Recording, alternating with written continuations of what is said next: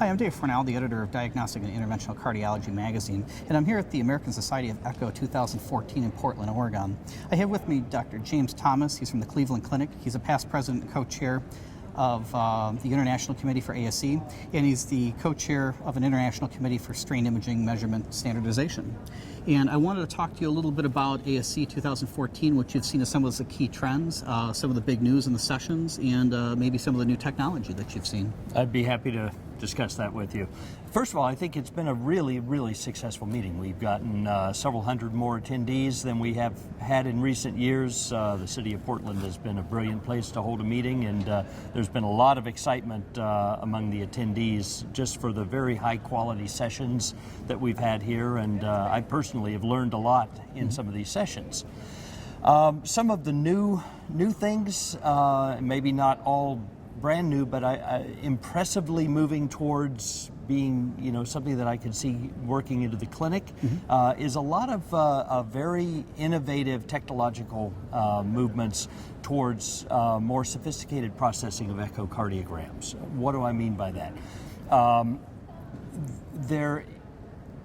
Beginning about 20 years ago, we started processing more than one scan line at a time, parallel processing, and that got our frame rates up to 100, 120 frames per second. It is now being expanded just as computer power gets bigger and bigger, so now we are looking at frame rates in the thousands. And what can we do with frame rates like that? We can do things like shear wave, elastography, something that has been used in fields like hepatology and breast imaging, but I saw some talks yesterday from some researchers from France that shows actual application in beating hearts, which I was doubtful I would ever see, but it's clear that with improvements in technology, they really are beginning to be able to track changes of elastic modulus inside the myocardium from diastole to systole. And you've also, one of the sessions I saw, they were talking about vector imaging. Yes. Well, there's several ways of interpreting that. There is a lot of interest in following blood flow inside the heart, and that can be done in a couple of ways. Obviously, we have the old Doppler techniques that just use changes in frequency of the backscattered ultrasound, but there's also something akin to the particle tracking for patients that have a very low concentration of contrast in the left ventricle. You can follow that along and identify vortices as they form off the mitral valves, and see how efficiently the heart can couple these rotational movements into pumping function. And then some additional work that suggests that this can even be extended without contrast. So by simply using spontaneous contrast within the blood pool to really give true two-dimensional and even possibly three-dimensional vector imaging of blood flow. And it seems that this might be a new avenue for research, at least, to take a look at cardiomyopathies and other diagnoses preclinical before symptoms really appear. Yeah, undoubtedly it will be useful in research applications and better understanding physiology, but you never know. As these things become more mature, we will find clinical applications. If you recall, strain measurements initially were just a pure research application, but now we are doing probably 50 or 60 cases a day looking at global longitudinal strain for assessment of cancer, chemotherapy, cardiomyopathies, and subclinical valvular heart disease in patients.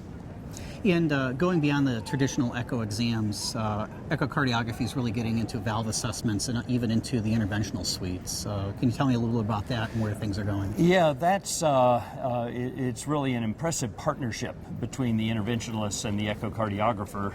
Sometimes too good of a partnership as we spend our 6th hour monitoring a clip procedure or something. But it's clear with 3D visualization, we can just guide the catheters in with the interventionalists. It really provides an intuitive feedback to the interventionalists, so they really can see just exactly where the catheter is going. I think one of the things we'll see in the next few years is a real push to sort of a virtual reality sort of display. We've had stereoscopic displays in the past that have been somewhat useful, but not real widespread. But I think now using heads-up displays and these special screens with polarizing glasses will really be able to take the interventional guidance to the next level. And with the interventional suite, it's my understanding that there's supposed to be an ICD-9 code for some of this imaging that's coming down the pike as well. Well, yes, we have applied to the RUC, to the committee that evaluates procedure codes, and yes, it's absolutely that. We want to have a code that recognizes the extensive amount of time commitment that an echocardiographer has to put in to guide a TAVR or an ECLIP procedure or paravalvular leak closure or things like that. So the codes, I believe, that are being considered sort of fall into two categories, one for sort of fairly simple procedures or less time-consuming ones, and then others for the more time-consuming ones. And we've gotten very good reaction so far. It's never done till it's done, but we certainly are hopeful that will help ease the burden on labs that have found it difficult to support these procedures without better reimbursement. With the technology that is used in echo labs, whether it be from one vendor or another, sometimes the comparisons between imaging studies from different vendors' equipment, it can be an issue, or it operates differently. So standardization, I know, is becoming a big buzzword across medicine. But from you working on with your committee work, where are things at with standardization? Well, that's been a very, I would say, rewarding experience. It's with our partners at EACVI. Luigi Badano, past president of EACVI, is the European co-chair, and I co-chair from the ASE side. We also have partners from Japan and Korea that help us, and we have 9 vendors that are participating in the effort here. And there's published literature that has shown fairly poor agreement among the vendors. So beginning about 2 years ago, we've had a series of iterative steps using synthetic data sets where we know exactly what the strain should be, and we give it to the vendors and they work on it. And gradually we have, a lot of the issues was they were reporting different things. Some were reporting endocardial strain, some was reporting mid-myocardial strain, some was transmural strain. So we've agreed to at least call things the same thing, so we know what we're reporting. And we did a large study at Leuven, Belgium, about a year ago. Jens Uwe Voigt and his team imaged 62 patients with 7 different machines, analyzed in 9 different ways, with complete inter and intra-observer variability studies there, and we are starting to see the results from that. And I must say, I'm very encouraged by them. They're not perfect. We've still got work to do, but it really, the glass is much more than half full at this point. We're going to try to get it filled the rest of the way and really converge on common numbers there. But I was surprised at how close we were in the values of these 9 different vendor assessments. One of the great debates that I saw the other day, they had their Clash of the Titans session, was between 3D echo and 2D echo, and is there really a need for 3D, and is 3D really ready for prime time? And I know a lot of labs are now incorporating it for LV ejection fraction quantification, but from your perspective, where do you think 3D is at in practice? I would say 3D is ready for prime time. Beginning about 5 or 6 years ago at the Cleveland Clinic lab, we had done a lot of work in 3D back in the old days. We had done a lot of the basic research studies to validate it, but it wasn't really being used in clinical practice much. But we started a program with one of the key players in this was Debbie Agler, our lead teaching sonographer, who got a team of initially just 2 or 3 sonographers who were really trained up both in 3D and in strain measurements, and say, okay, we're going to have this room, We're going to do 3D and strain in every single day, and we're going to send specific patients to it, cardio-oncology patients, valvular heart disease patients, where these numbers will make a difference. And then over the years, that has just built up, and now we have about 5 rooms that are doing 3D echoes full-time during the day and also strain. And so it can be done. It is something that you have to have a commitment to. You have to have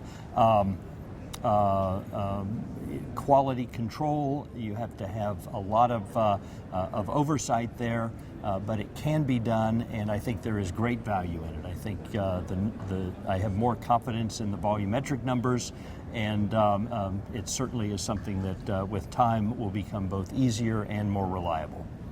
One emerging area that you just touched upon was oncology assessment, cardiac assessments for oncology patients.